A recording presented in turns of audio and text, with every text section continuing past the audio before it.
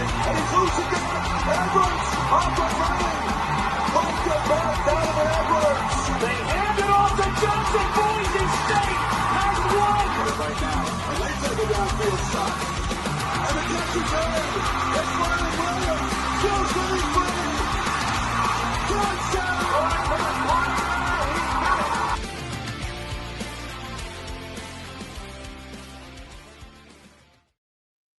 All righty, everybody. Welcome into a new edition of the Gridiron Uncensored podcast.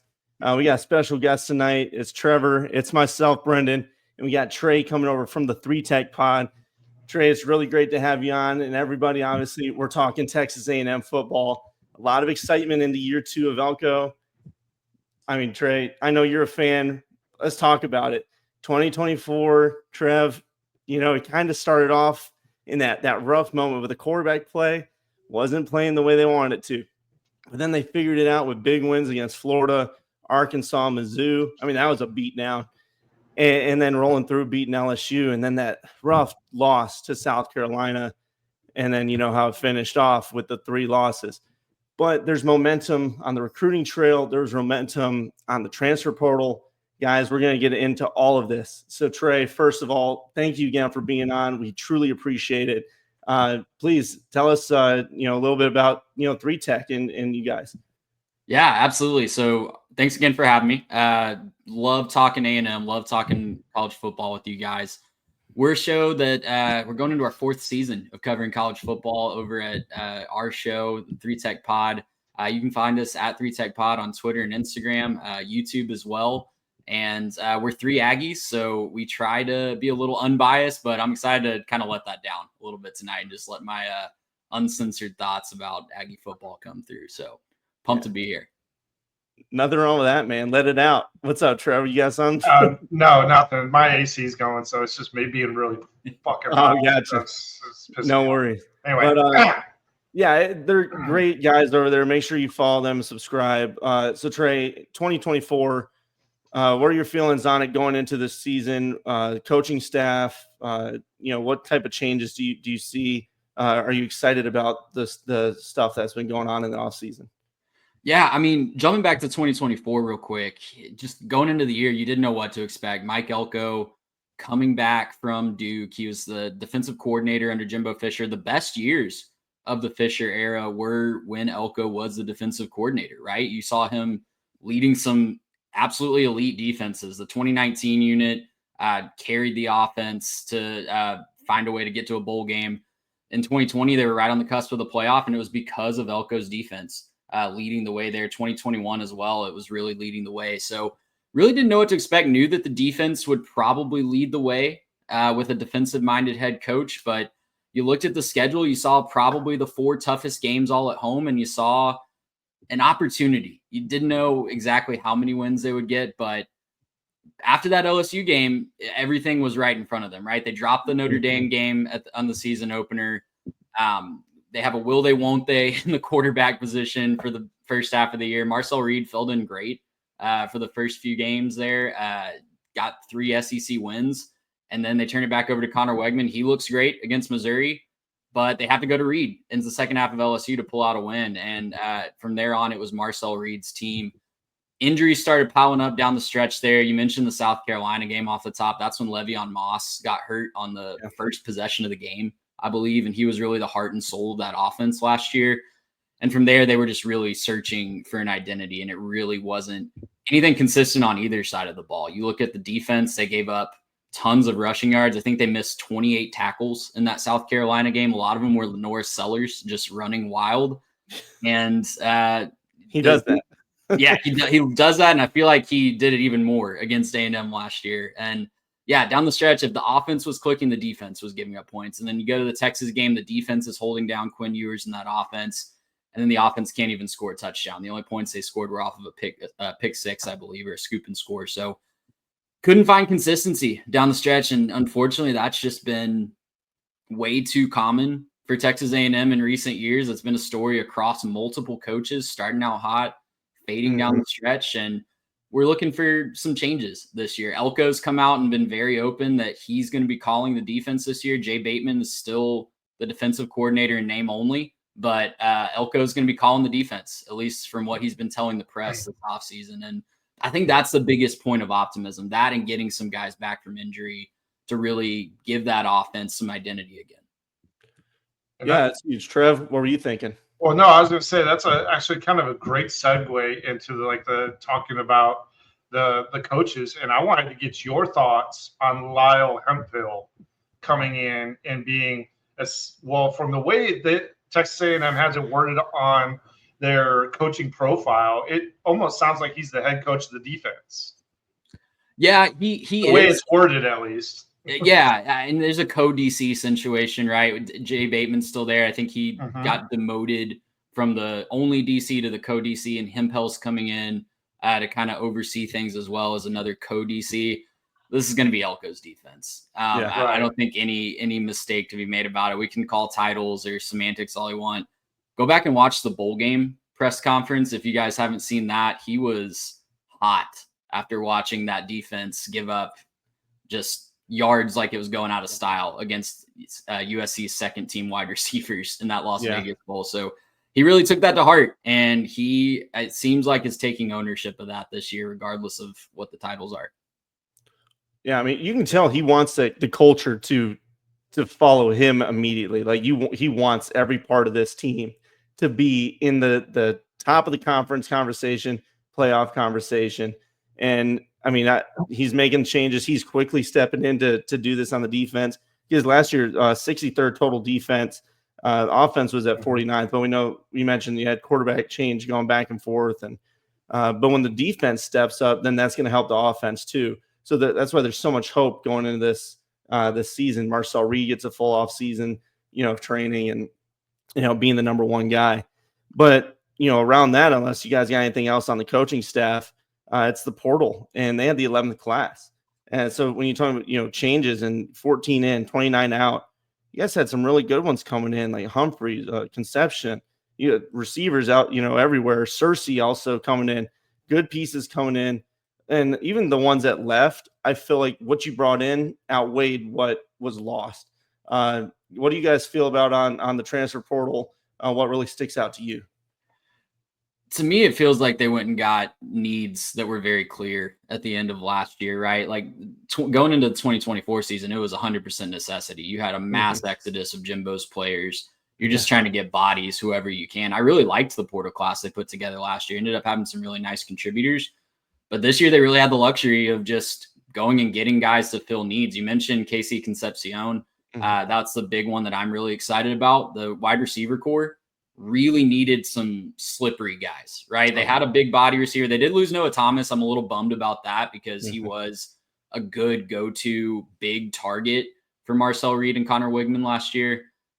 But I love getting Concepcion. I love Mario Craver from Mississippi State as well. That's another guy that's just a profile athletically that A&M's quite honestly been missing for quite some time. We've had guys like Anais Smith in the past that have filled that role.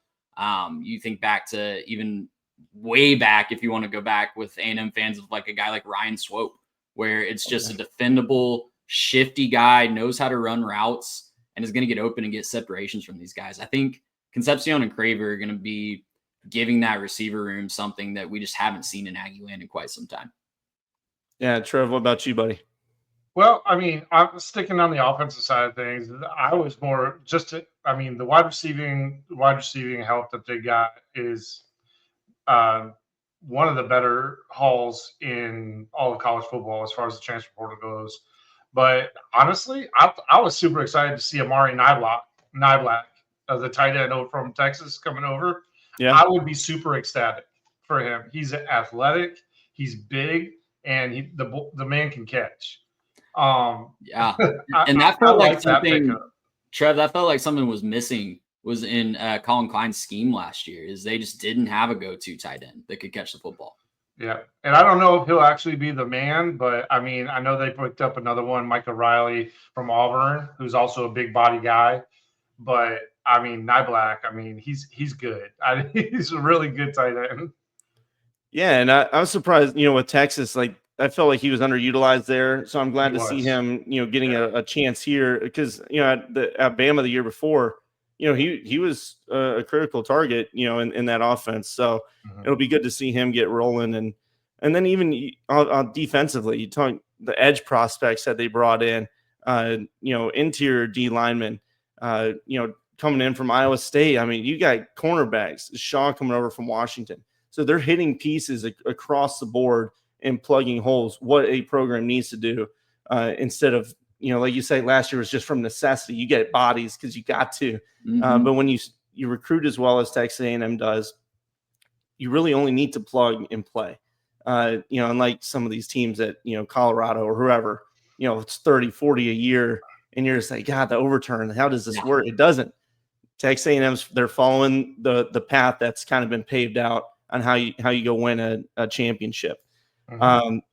Well, let's just go ahead and talk offense, because we mentioned how great the receiver pool is.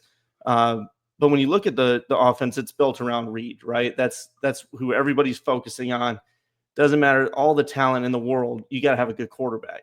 And Reed had showed moments last year, but there was all of really elevating the team. But then there was others where it just didn't seem to click. And like that, for me anyway, I was a little bit concerned about that going into this year. But he's got a full off season of training, of being the number one guy. He gets some time to really gel with the team. Trey, are you feeling good about him going into this season? I'm feeling better. I was feeling really good about Connor Wigman last year. I was really excited about that. And, when you're coming into the season not expecting to be the starter, the scheme isn't even really oriented to what you can do. The coaches are just kind of figuring that out as they go. So you mentioned it, just getting the full offseason with the ones, building chemistry in spring ball with the guys he's actually going to be throwing to on the field in games is going to be huge. And I think I have to remind myself that this is a kid that's only made like 7 starts at this point in his career. He was not a full-time starter last year. Before that, he was thrown into action in the Texas Bowl as a true freshman, just out of necessity because everybody in front of him was hurt. He was the 4th string going into the season, ended up playing after the first drive in the bowl game. So it's a guy that just really, we don't know his ceiling yet because we haven't seen him in a full year as a starter and getting those reps with the ones. So I'm excited to see it. I think they're going to let him use his legs a little bit more. We were kind of talking about that on our show in the SEC preview. At that point, they were probably not going to put Connor Wigman back in when he was the starter. So it kind of was Marcel Reed's team. And if he got hurt, it was going to get really ugly, really fast because it was a bunch of freshmen and really unproven guys behind him. So I think they were protecting him a little bit from that. There's some other things that I hope they cleaned up in the offseason. Like he was kind of tipping his pitches a bit during the Texas game. Like there was a viral clip that went around on Twitter. I don't know if you guys saw it after that game where based on how he was positioning his legs, it was tipping if it was a run play or a pass play. Got to get that cleaned up, obviously. But that's stuff that can come with time. And that's stuff that can come with an offseason of film and working on your mechanics and just getting to focus on developing the game. So I'm excited to see it. I think that he has a higher ceiling than some are giving him credit for. Sure. I'm excited to see him with this offensive line and wide receivers too. Yeah, exactly. I mean, I think this is going to be probably the most talented wide receiving core I've seen in probably 2 seasons. Yeah, from top to bottom, include bottom being the 5-star freshman Jerome Miles at 6'3", 215. And, obviously the transfer portal guys plus whatever they already had on the roster. And then returning all 5 starters in the offensive line, plus picking up a 5-star offensive tackle as a freshman.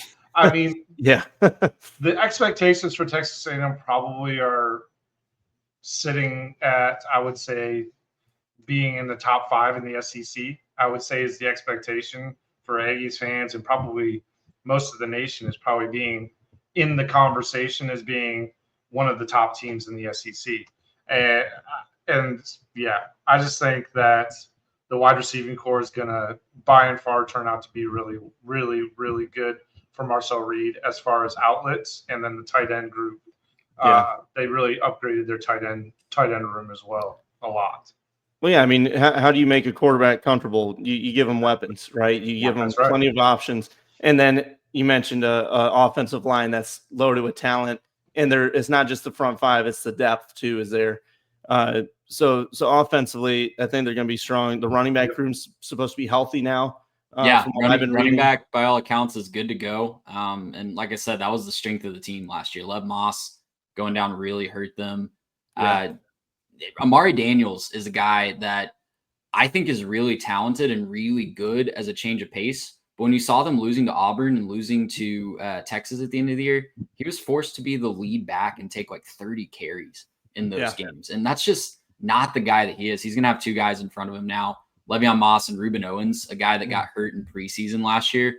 Reuben Owens was actually supposed to be the starting running back last year. Le'Veon Moss wasn't even supposed to be the starter going into fall camp. And Reuben Owens gets hurt in practice, and Lev Moss just kind of takes off from there. But yeah, that 1-2 punch I think could be as good as anybody outside of Happy Valley when you're talking nationally, not just in the SEC. Yeah, I mean, it's loaded with talent, and if they're full go, this offense should move just based on how Marcel goes. It's all going to be based on him because the weapons, the talents are there. It's just he'll lead them to the either promised land or we'll see what happens. But again, he's still a young quarterback. Give this guy some time to get it rolling. Well, gents, let's roll on to defense if there's nothing else that you got on the offense. Yeah, no, I'm good with talking some defense. I got a couple players I want to talk about too. Yeah, man. Hey, the defense, the fronts. For what I've got, how's the front line step up after losing Scorton and Stewart? Those are tough losses, but again, loaded with talent. This team's got plenty across the board at every position. It's just who steps up. Can they elevate themselves in the biggest moments? Trey, what do you see on the front end and maybe the linebacker core? Yeah, it's a group that, if you just look on paper and look at who they lost last year, you're going to look at 3 high draft choices, right? Nick Scorton, Shamar Turner, Shamar Stewart, all were drafted in the top, I think, 3 rounds of the NFL draft last year. But then you talk to people around College Station and Aggie fans, and I think they're cautiously optimistic that the defensive line might actually be better this year because those guys, for as great as they were, quite frankly, just no-showed down the stretch last year. I mentioned the South Carolina game, how many missed tackles there were. Yeah. Guys, I can't tell you how many times they had Lenoris Sellers wrapped up for a sack in that game, and he would just wiggle out and scamper for 20 yards or something ridiculous like that. Yeah. And that happened again in the Auburn game and again in the Texas game where just drives were extended time and time again. I'm cautiously optimistic that we're going to get some more fire in that defensive line this year. And I think that's going to be good. You guys mentioned TJ Searcy out of the portal from Florida. Guy I'm really excited about is Cassius Howell, who came from Bowling Green last year. He flashed really well, especially in that bowl game when he was the guy after the other guys opted out. And they've got some younger guys as too. DJ Hicks on the inside is a 5-star talent that's been in the program for a couple years. He's finally going to get a starting role. Rylan Kennedy is a big kid, a long, rangy kid coming off the edge that I'm really excited to see in an expanded role this year. So they've got some bodies to throw at the position. It's really unproven, but I think they're going to be able to get a more consistent pass rush, and it's not just going to be as feast and famine. And the linebacker core is maybe one of the best in the conference. I think Torian York is a potential first-team All-SEC guy. He's been in the program forever. Scooby Williams was a fantastic find out of the portal last year, made some huge plays for the Aggies. So I'm really not worried about the linebacker core. Maybe the biggest thing that I don't think nationally people are talking about is actually getting Tyreek Chappelle back. And that kind of plays in with the linebackers because he's going to slide back into that nickel spot where he kind of got exposed when they tried to put him at a pure corner spot last year when he was in there, but he got hurt. He's going to be back in his natural position this year at nickel, and I think that could just take this defense to another level that we didn't see last year. Awesome input. Thank you. Trev, what are some guys that you were wanting to mention? Well, obviously TJ Searcy. I think I like this kid a lot. I think he's going to actually. I think he's going to step up and be good. But there's also I had a little bit of an issue with the transfer portal because Brendan will tell you that I am a huge proponent of the front 7. Yeah, bolstering the front 7 any chance you get all the time. And while the linebackers are great, you're right. Edge rushers, you got pretty decent edge rushers, and you bolstered it too. one thing I was a little disappointed with is getting an elite nose tackle and or anchor in the middle of the defensive line. Being that you're in the SEC, I feel like that is a necessity to control the middle of the line of scrimmage. So with that said, I also am encouraged that they went out and got a very good, large, tall corner who's also fast in Julian Humphrey from Georgia. I like that. I mean, how do you get sacks if you're not getting penetration? Well, you have coverage sacks. Yeah. So I mean, I like them putting it in on him, getting him in. Jordan Shaw from Washington. He's not elite necessarily, but he's a very tall, 6'1", 180 or 173. I like that, bolstering the corners, even though they have some returning. But yeah, like it's the defensive line. I think the edge rushers are great, but I would have liked to have seen a few more big bodies to be able to, I guess you could say, platoon them in and out throughout throughout the SEC season, and mix and match the middle of that line of scrimmage and try and control the line of scrimmage a bit more throughout the gauntlet that is the SEC schedule. And I'm right there with you, man. Like that is the biggest concern on the defense for me, is that interior defensive line. We saw it wear down the stretch of the season last year, and they're going to need some young guys to step up, quite frankly, absolutely, to be successful there. And I mean, the one guy that they did pick up, I hope I say his name right, Unyadam. I assume. I think that's right. Yeah. I've been practicing it. I'm pretty sure that's how it is. But from coming over from Iowa State, he's 6'4", about 300 pounds. And once he's in the weight room with them, I don't know if they'll probably want him to add some more weight to his frame, but you add him in, Regis also on the inside. There's guys there. It's just, can they step up? And that's where we're waiting to see. And then we mentioned the defensive back side. Tough moments last year, but they've got room for improvement. They've got plenty of talent back there on that end. Are you concerned on the back end at all, Trey? I mean, you saw the bus last year, and you saw as injuries started to mount down the stretch that some younger guys kind of got exposed. Des Ricks, famously in that bowl game, just got abused by Lemon from USC. But yeah, I'm optimistic there too. Will Lee is a great player to anchor around, right? I think he's going to lock down his side of the field. He was great out of the portal from K-State last year.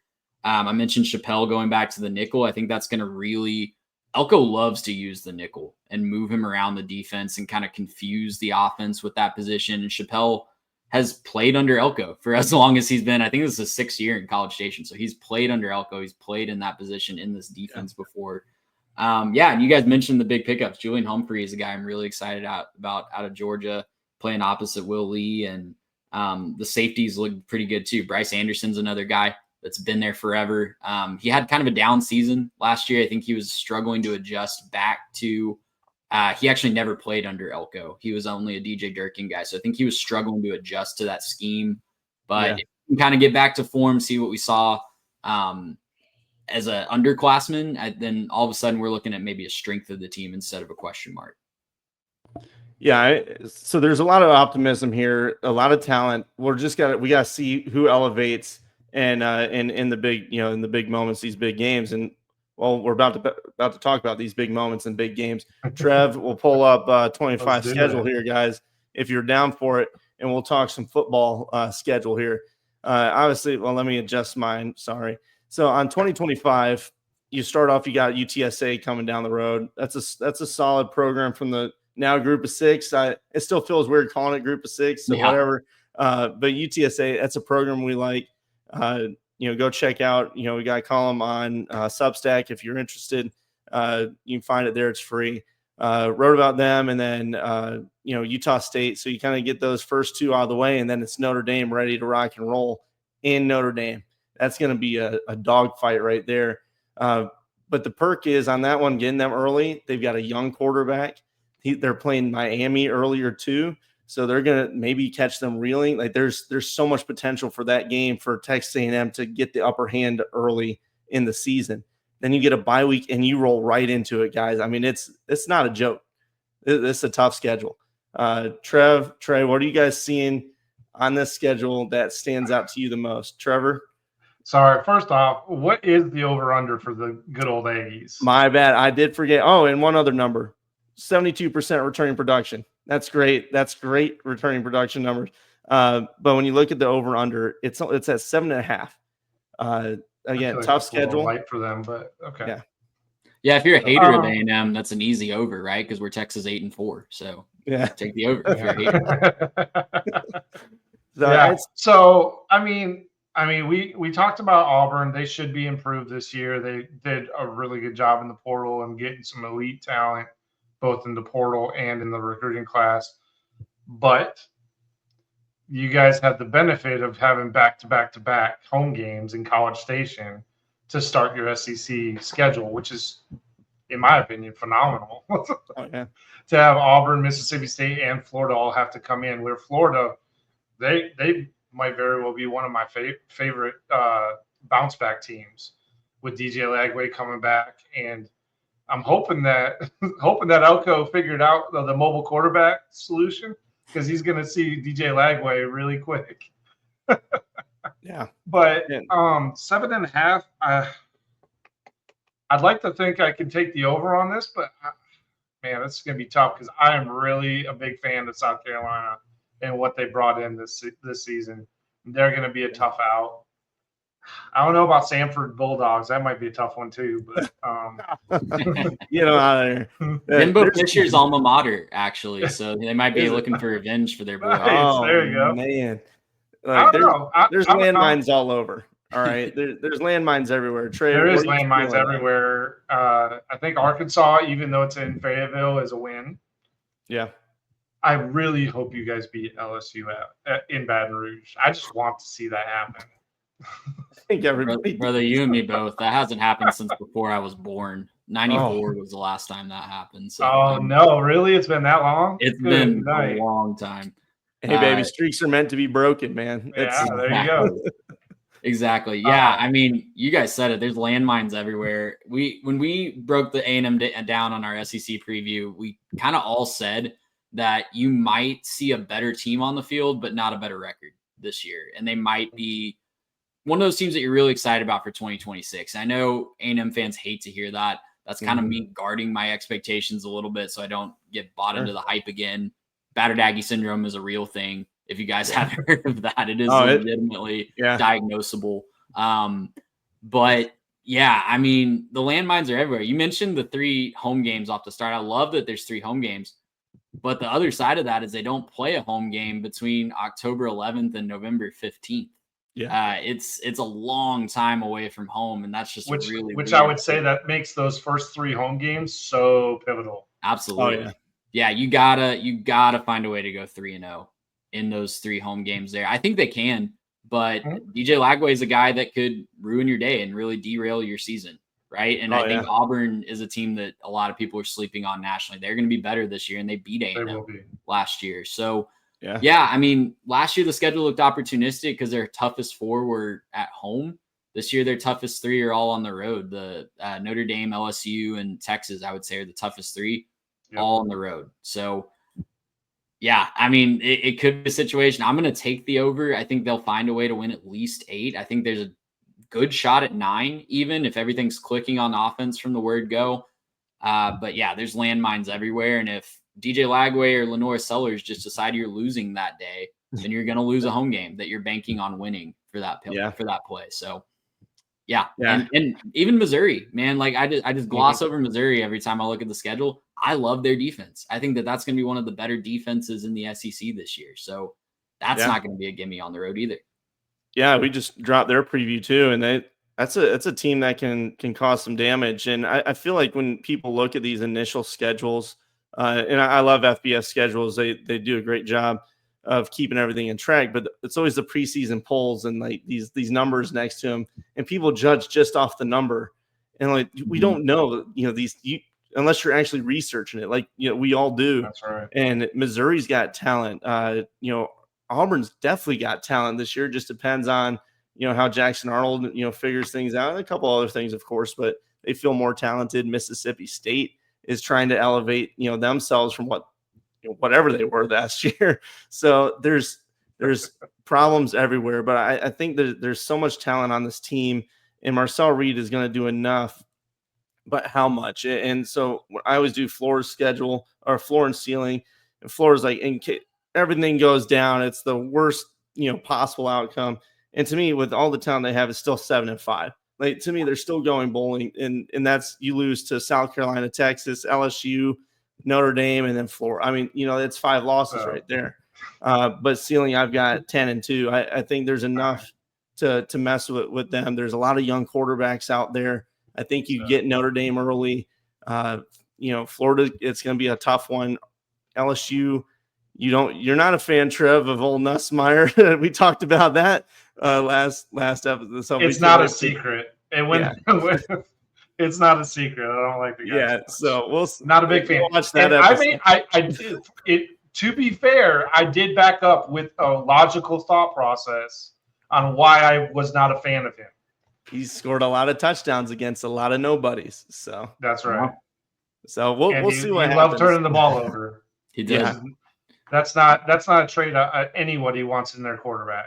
Well, and he's going to have massive turnover on the offensive line this year, like I'm sure you guys talked about. So yeah, I'm really interested to see how he responds without 5 NFL guys protecting him. Exactly right. Yeah, exactly. Okay. But real quick, I'm going to just do real quick hitter, and then I'll turn it over to you, Trey, to talk about what you think or your fluency. My floor is actually quite extreme, I think, considering the season they had last year, and I think it's 5 wins is my floor. Man, and I'm not trying to be like a haterade or anything like that, but I'm thinking you get your 3 automatic wins for your season. I think you can still beat Arkansas and Missouri. But then if everything goes wrong, everybody else is going to beat you. But I also think your ceiling is 11 wins. So, I mean, it is a literal so wide-ranging possibilities for Texas A&M. It's just – I know you guys are going to say, well, we said this last year, but it's like I really need to see Texas A&M prove the consistency. I need to see the consistency.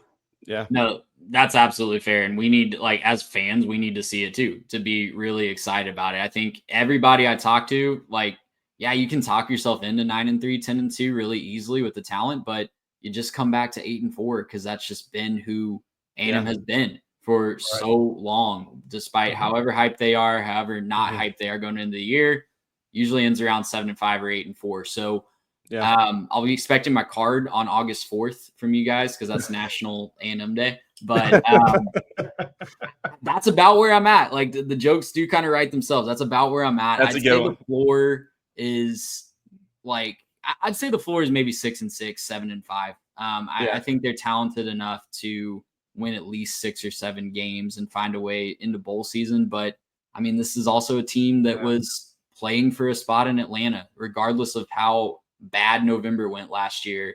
That game against Texas at Kyle Field was for a spot in Atlanta. And if they won it, they were going to be playing for a spot in the playoff. So the ceiling is probably 10 or 11 wins. If everything clicks and Marcel Reed takes the next step and they fix a few things on defense, they find some answers to the defensive line on the interior, like we were talking about.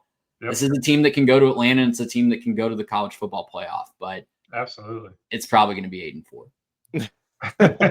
It's, you want to be, cautious about expectations going in because hope sells a lot. But man, like even last year with Michigan, because we're Michigan fans. For those of you that are watching that don't know us, so last year going in, there's all this hype about Alex Orji and how he's the next Cam Newton, like all these things, and you're like, man, I can maybe see it, and then I can promise you, none of us were saying that. I really hope he freaking learned how to pass last year, and that didn't happen. But it's just one of those things. It's so hard to get worked up and to buy in. But Elko's doing the right things. He's saying the right things. The motion's there. We'll see how it goes this season. Long term, it's a team that I want to buy stock in. I think 2026 could be a really fun year for A&M fans. We hate saying next year because we always feel like we have to, but I really do think 2026 could be a fun one. 2025 could be as well, but 2026 is looking really fun. Yeah, and I think with Texas A&M this year, just curb your expectations until midway, until you've gotten at least those 3 home games in with the SEC. Because like you said, like it could be a really great year, but it could also be very, very difficult because one thing that we've kind of discovered as we've gotten into the SEC is that basically every team has improved pretty significantly, especially the ones that had a down year last year. Almost every single one of them went out and did what they had to do to bring in difference makers on the defense and offensive side of the ball. Yeah. Yeah. On paper, it looks good. And it's just, how does it go in application? But guys, we certainly appreciate you being over here, Trey. It means a lot having you guys on. We love what you guys do. And everybody watching, thank you for your time. We hope you enjoyed the episode. Make sure you share and subscribe and all that good stuff. Hit us in the comments. Let us know what your expectations are. We like to talk ball with all you guys, and good or bad or indifferent, we'll take it all. So, guys, anything to close out before we shut her down? Trent? Nope, I'm all good. All right, cool. Thanks for coming on, man. We absolutely, guys. Appreciate it. Thanks for having me. Yeah, no doubt. We'll see you guys.